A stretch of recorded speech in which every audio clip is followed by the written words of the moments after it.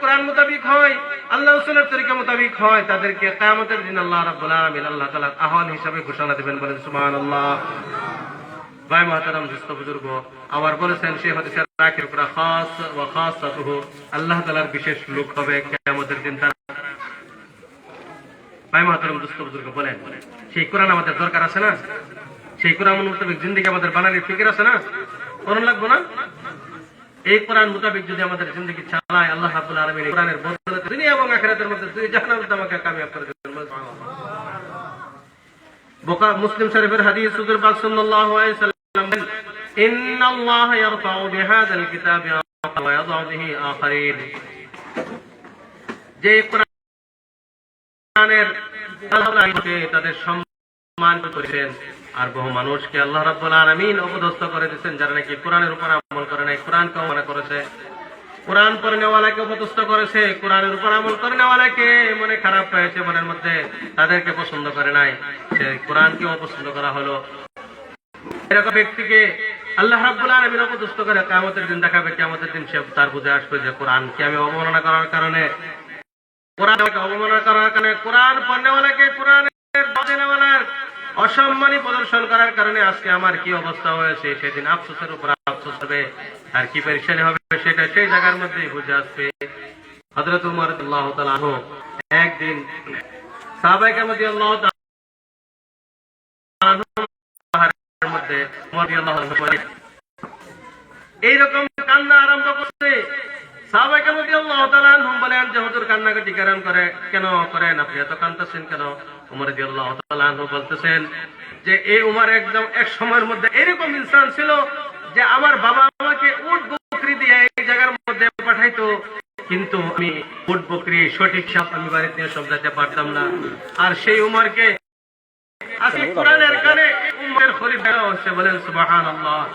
আর উমর রাদিয়াল্লাহু তাআলা আনহু এরকম একজন সাহাবী ছিলেন যে উমর রাদিয়াল্লাহু তাআলা আনহু ইসলাম গ্রহণের পূর্বে হুজুর পাক সাল্লাল্লাহু আলাইহি সাল্লামকে কতল করার জন্য যাইতেছিলেন।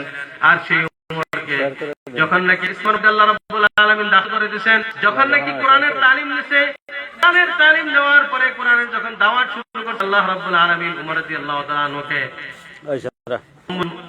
আমিরুল মুমিনিন হিসেবে ঘোষণা দিয়ে দিয়েছেন। হুজুর পাক সাল্লাল্লাহু আলাইহি সাল্লাম খলিফা সানি উমর রাদিয়াল্লাহু তাআলা আনহুকে আল্লাহ রাব্বুল আলামিন বাড়ায় দিলেন। সুবহানাল্লাহ। এটা কেন হয়েছে? একমাত্র কোরআনের কারণে, কোরআনের সম্মান দেওয়ার কারণে, কোরআনের খেদমত করার কারণে, কোরআন নিয়ে জিন্দেগির মধ্যে চলার কারণে, কোরআনের বিস্তার করার কারণে। ভাই মুহতারাম দোস্ত বুজুর্গ, সেই জন্য কোরআন আমরা কোনোদিন ছাড়বো না, কোরআন আমরা কোনোদিন ছাড়বো না। সেই কোরআন, এই কোরআনের একটা আয়াত করলে কি সব জানেন? হুজুর পাক সাল্লাল্লাহু আলাইহি ওয়াসাল্লাম বলেন, ইয়া বাজার আনতা গুদু, যে তুমি যদি পারো, তুমি কি করো, একটা কোরআনের আয়াত তুমি পারো রোজানা শিখে নাও, একটা কোরআনের আয়াত শিখে নাও। খায়রুন আন তুসাল্লি রাকাত রাকাত, তোমার জন্য এটা ভালো হবে যে তুমি 100 রাকাত নফল নামাজ পড়ার থেকেও তোমার একটা কোরআনের আয়াত শিক্ষা করাটা তোমার জন্য বেশি ভালো হবে। বলেন সুবহানাল্লাহ। কোরআনের একটা আয়াত শেখার জন্য আমরা তৈরি করি না, তসবিহ পড়ে সারা বাজারের মধ্যে ঘুরে ঘুরে তসবিহ পড়ার লেগে মসজিদের মধ্যে নফল নামাজ পড়ার লেগে ভিড় জমে যায়, আমরা জমাই না? হ্যাঁ, নফল নামাজ সূরা ফাতিহা কোরআনের প্রতি কি যে তার দিলের মধ্যে হইল ঠিক নাই।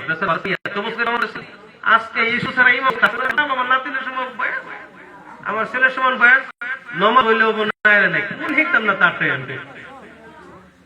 নাউযুবিল্লাহ, কোন নাউযুবিল্লাহ, নাউযুবিল্লাহ। এরকম মানুষ যদি আসে তবা করে আমরা দিলের নিয়ত ঠিক করে নিই। একটা কোরআনের আয়াত কি ভাই, 100 রাকাত নফল নামাজ সব আল্লাহ রাব্বুল আলামিন তাও বেহতর বলে কইছে, 100 রাকাত নফল নামাজের থেকে বেহতর। খায়রুন আন তুসাল্লিয়া মিআতা রাকাত, খায়রুন 100 রাকাত নফল পড়ার থেকেও আরো উত্তম হলো একটা কোরআনের আয়াত শিখা। আন্নে এখানে শিখে কুল হুয়াল্লাহু আহাদ, কোন কুল হুয়াল্লাহু আহাদ, এটা যদি শুদ্ধ করে শিখে নেন কত নিসব কলম বলে কইছো আপনারা কই যে আসেন আল্লাহ ভাই, একটু গুরুত্ব দিন। আমি অনুরোধ জানাইতেছি, একটু শুনুন। আপনারা ভাবেন না মানুষ কম হচ্ছে দেখি মানে একজন শুধু আমল করে না বলে সবাই কামিয়াব। ভাই সারা মসজিদ সারা ইস্তেমার মধ্যে একজন মানুষ যদি আমল করে না বলে কি ফায়দা? অসুবিধা নাই, তিন ধরনের অসুবিধা নাই। মানুষের লেগে নেব, আমার বয়ান বেশি বেশি শুনতেছে না, তার লেগে আফসোস আমার না। 10 জনের সন্তানই হইনি আমরা নিজের মধ্যে আমল করে ফিকির করি, আল্লাহ রাব্বুল আলামিন আমারও মাফ করে দিব, আপনাদেরও মাফ করে দেব ইনশাআল্লাহ। বলেন এটা বলবেন না। গতিকে আমি কইছি 1 টাকার আগে যদি আমি শিখি 1 রাকাত নফল নামাজ থেকে উত্তম কেডা কইছে? হুজুর সাল্লাল্লাহু আলাইহি ওয়াসাল্লাম কইছে, হুজুর পাক সাল্লাল্লাহু আলাইহি ওয়াসাল্লামই কইছে 100 রাকাত নফল নামাজ থেকে উত্তম একটা কোরআনের আয়াত শেখা।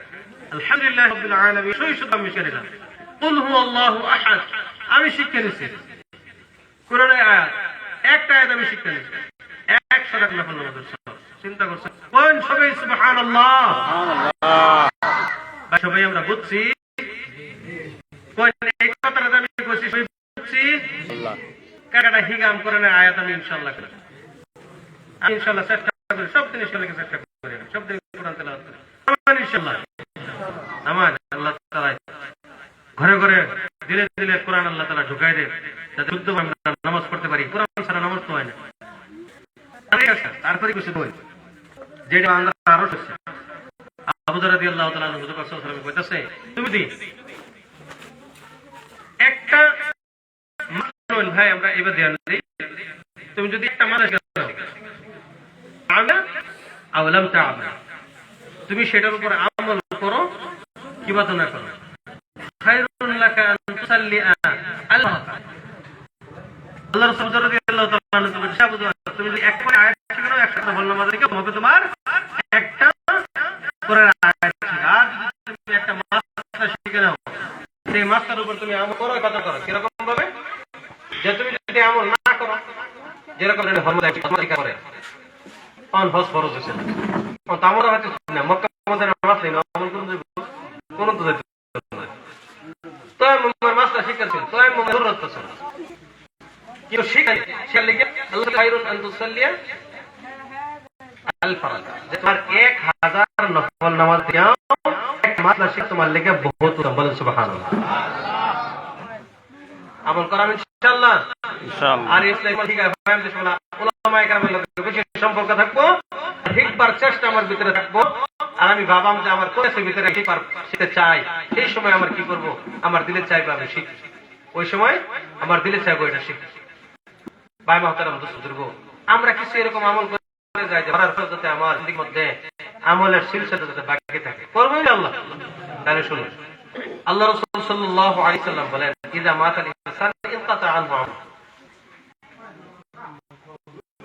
আবু হুরায়রা রাদিয়াল্লাহু আনহু থেকে বর্ণিত হুজুর পাক সাল্লাল্লাহু আলাইহি সাল্লাম বলেন ইযা মাতাল ইনসানু ইনকাতা আনহু আমালহু, যখন নাকি মানুষ মারা যায় মানুষের সমস্ত আমলের দরজা বন্ধ হয়ে যায়।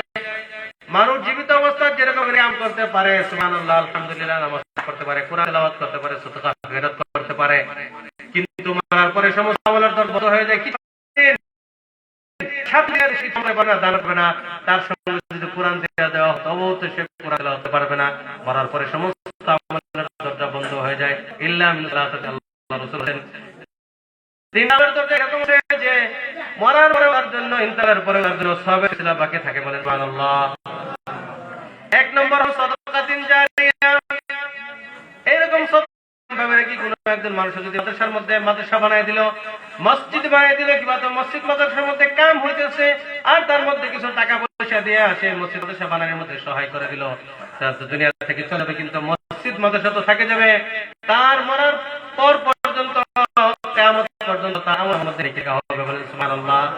এরকম বহু সদকা জারিয়া আছে। কোন মানুষ যদি রাস্তার কিনারার মধ্যে একটা ব্যবস্থা করে দিল, দুনিয়ার মানুষ এদিকে আসা যাওয়া করবে, আর যে মানুষ এখান থেকে পানি পান করে যতদিন পর্যন্ত এখান থেকে মানুষ পান করতে থাকে তার জন্য আমলের সিলসিলা নেকির সিলসিলা তার আমলের মধ্যে লেখা হবে। যদি কোনো মানুষ একটা গাছ বৃক্ষ দিয়ে রোপণ করে দিল আর মানুষ যদি সেখানে বসে বসে জিরানো হয় আর যদি জিরায় আরাম যদি করে যতদিন পর্যন্ত সেই গাছ বৃক্ষ থাকবে, মানুষ যে লাগাচ্ছে যে লাগাইছে কবরের মধ্যে যাওয়ার পরে আল্লাহ রাব্বুল আলামিন তার আমলনামার মধ্যে নেকির সিলসিলা জারি করে দিবেন মুসলসল। সুবহানাল্লাহ।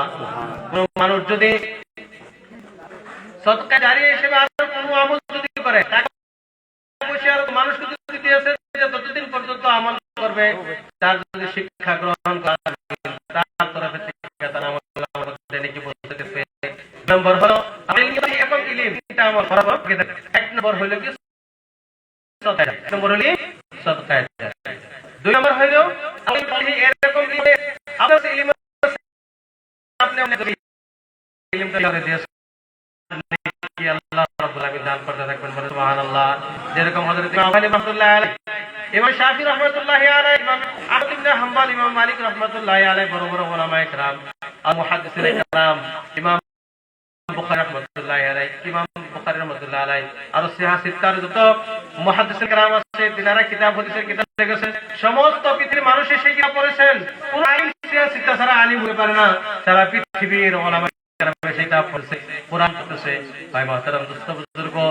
এরকম ইলমের ব্যবস্থা যদি আমরা দুনিয়ার বুকে ছেড়ে যেতে পারি, রাস্তা যদি যেতে পারি, পরে আল্লাহ রাব্বুল আলামিন নেকির দরজা আমাদের জন্য খুলে দিবেন, সুবহানাল্লাহ।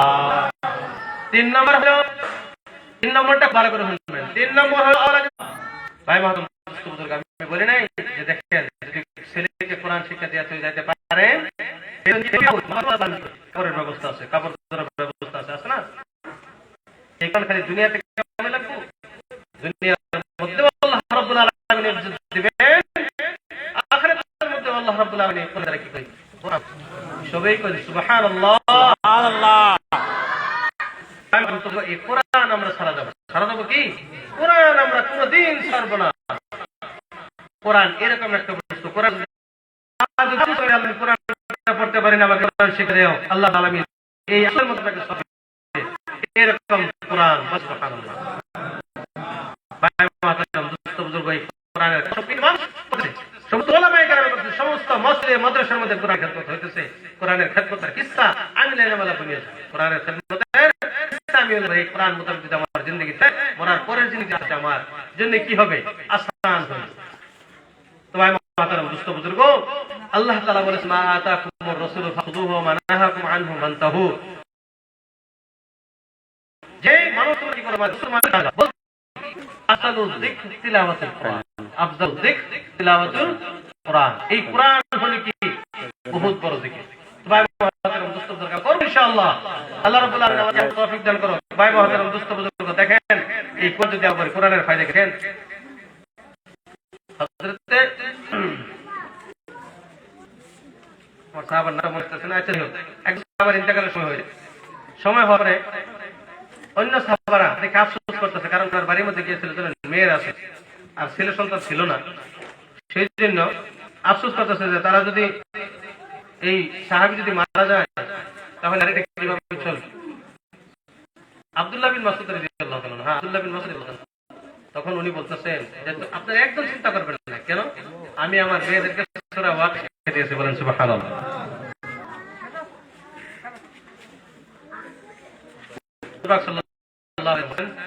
মান কারা সূরাতুল ওয়াকিয়া কুল্লা লাইলাতিন, যে প্রত্যেকদিন রাতে কি করবে? সূরা ওয়াকিয়া পড়বে, দেখা দিবে না, বলেন সুবহানাল্লাহ, সুবহানাল্লাহ। যে ব্যক্তি প্রত্যেকদিন রাতে সূরা তেলাওয়াত করবে, সূরা মুলক তেলাওয়াত করবে, শুরু হয়েছে যে তেলাওয়াত হবে, কবরে আযাব আল্লাহ রাব্বুল আলামিন, বলেন সুবহানাল্লাহ। কবরে আযাব কি রকম মারা হচ্ছেন করেন ভাই মাতারাম, আমি আর ওই গেলাম সেই কোরআন সূরা ইখলাস যদি আপনি 3 বার পড়েন, সূরা ইখলাস যদি আপনি 3 বার পড়েন, এক কোরআন খতমের সওয়াব পাইতেছেন, বলেন সুবহানাল্লাহ, সুবহানাল্লাহ। এরকম সুবিধা কেডা ছাড়ব? আমরা আমল করি ইনশাআল্লাহ। হ্যাঁ তো ভাই, প্রত্যেক দিন সূরা ইখলাস 3 বার পড়লে আমার এক কোরআন খতমের সওয়াব হচ্ছে। ডেইলি তো কোরআন খতমের সওয়াব আমরা পাইতে পারি। আল হাকুর সাথে এবারে আলোচনা করছে তোমাদের মধ্যে এরকম কোন ব্যক্তি 1000 আয়াত তেলাওয়াত করবে? সাহাবারা বলছে ডেইলি 1000 আয়াত তেলাওয়াত করা তো কি দেখেন, কোরআন আমাদের জিন্দেগি অন্ধকারের দিকে যাবে। আমার বাড়ির মধ্যে আমরা কোরআন আমাদের ছেলেদেরকে আমি কোরআন পড়ার জন্য আমরা চেষ্টা করি। আমার জিন্দেগির মধ্যে যদি কোরআন থাকে, কোরআনের উপর আমল করেন, যদি আমি ফিকির করি, দুনিয়া এবং আখিরাত আল্লাহ আমিন আলোকিত করে দেবে, বলেন সুবহানাল্লাহ। আমার আমাদের ছেলেদেরকে কোরআন পড়া শিখে তাদেরকে বাড়ির মধ্যে কোরআন তেলাওয়াতের ব্যবস্থা করে দিই, একটা রুটিন বানাই। স্কুলে পড়ো, কিন্তু তার আগে 5-10 মিনিট কোরআন জানি। আমি সেই সময় আমি বসে শুই, আর আমি কমসে কম একটা আয়াত শেখার জন্য আমি চেষ্টা করি। আমাদের মহিলারা দেখেন কোরআন পড়ার সময় আমাদের যারা পুরুষ আছে তারা মহিলার উপরে কামের এত প্রেশার দেয় নামাজ পড়ার সময়, এত কামের উপরে কাম। দেখেন औरत महिला जरा আছে না, उससे औरत तुम्हारे बांधी नहीं है, तुम्हारे बीबी तुम्हारे बांधी नहीं है। এটা আমাদের লেসন যে আপনাদের আমাদের যে বিবি আছে আমাদের বাঁধে তারা কাম করে, এটা আমাদের উপরে ইহসান করতেছে। ইহসান করে শরীয়তের হুকুম না ভাই, ইহসান তাদের উপরে ইহসান না করি, তাদেরকে যদি আমরা আমলের ব্যবস্থা না করে দেই, নামাজ না দেই, তাদেরকে তাহলে আমার বাড়ির মধ্যে দিন থাকতো না। যে বাড়ির মধ্যে মহিলা দিনদার হয় না, সেই বাড়ির মধ্যে ছেলে মেয়ে দিনদার খুব মুশকিলে বলেই না। বাপ বাইরে থাকে, বাড়ির খবর কেডা রাখে বলে। সেই জন্য আমাদের মা বোন যিনারা শুনতেছেন তাদেরকে আমি অনুরোধ জানাইবো যাতে আমরা কোরআন পড়ি, কোরআনের উপর আমল করি, আমরা শরীয়ত মাফিক থাকি, তাহলে আল্লাহ রাব্বুল আলামিন মরার পরে জিন্দেগি যেটা আছে সেটা আল্লাহ রাব্বুল আলামিন আমার কামিয়াব করে দেবেন। আল্লাহ রাসূল দেখেছেন যখন মেরে গেল অধিক মহিলা জাহান্নামের মধ্যে জ্বলতেছে, কারণ মহিলারা শরীয়তের বহুত খিলাফ করে, তাদের উপর শরীয়ত বহুত হুকুম জারি আছে। প্রতিবার শরীয়তের পাবন্দ থেকে আমাদের মহিলাদেরকে আমরা চালাবো ইনশাআল্লাহ। হ্যাঁ, আর তাদেরকে আমরা দিন সচেতন করব যে আল্লাহ একটা দিন দার বাজাতে বাজাতে ইনশাআল্লাহ ইনশাআল্লাহ ছেলেমেয়েদেরকে আমরা কোরআন শিক্ষা করাবো ইনশাআল্লাহ ইনশাআল্লাহ সবাই করাবো ইনশাআল্লাহ ইনশাআল্লাহ ছেলেমেয়েদেরকে ইনশাআল্লাহ কোরআন শিক্ষা করাবো ইনশাআল্লাহ। কিয়ামতের দিন যাতে সুপারিশের অধিকারী আমি হই পারি, আমি যে কাপড় ধরে আমি পারি, আমি যাতে আল্লাহ রাব্বুল আমিনের দরবারে যাতে আমি সম্মান হাসিল করতে পারি, আমরা চেষ্টা করবো ইনশাআল্লাহ।